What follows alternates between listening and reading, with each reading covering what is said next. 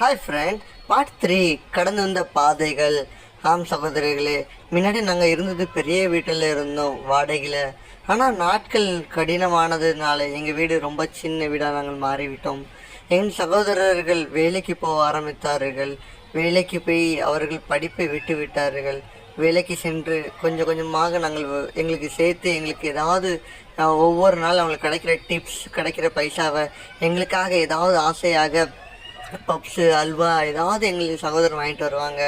அது மட்டும் இல்லை, ஒரு நாள் என்ன ஆச்சுன்னா, எங்கள் வீட்டு பக்கத்து வீட்டு கூட வீடு, அந்த வீட்டில் ஒரு சின்ன பிள்ளை கை குழந்தை வீட்டில் இருந்துச்சு.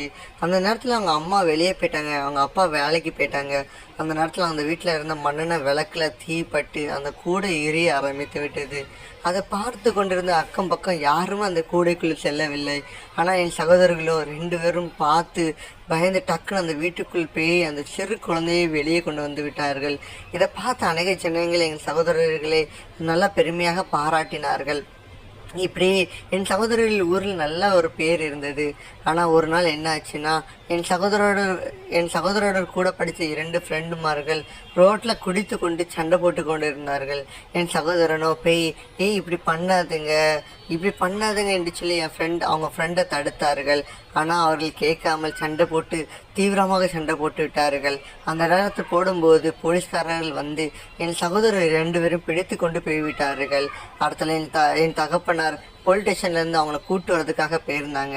அப்போ போலீஸ்காரர் சொன்னார், இது உங்கள் பையனா, ஏன் இப்படி குடிச்சிட்டு ரோட்டில் சண்டை போட்டுட்டு இருக்கான் என்று கேட்டார்கள். அதுக்கு என் தகப்பன்னு சொன்னார், இல்லை, என் பையன் ஒரு நாள் குடிக்க மாட்டார்கள். அவன் ஃப்ரெண்டு 2 பேர் குடித்து சண்டை போட்டு இருக்கும்போது அவன் கூடையிலிருந்து அவன் தடுத்திருந்தான். அதை நீங்கள் தெரியாமல் தப்பாக புரிந்து கொண்டு அவர்களையும் நீங்கள் கூப்பிட்டு வந்துட்டீங்க சார் என்று சொல்லி அவர்கிட்ட ரிக்வெஸ்ட் பண்ணாங்க. அவங்க ரிக்வெஸ்ட் பண்ணும்போது அந்த போலீஸ்காரர் எங்கள் 2 சகோதரர்களையும் விட்டு விட்டார்கள்.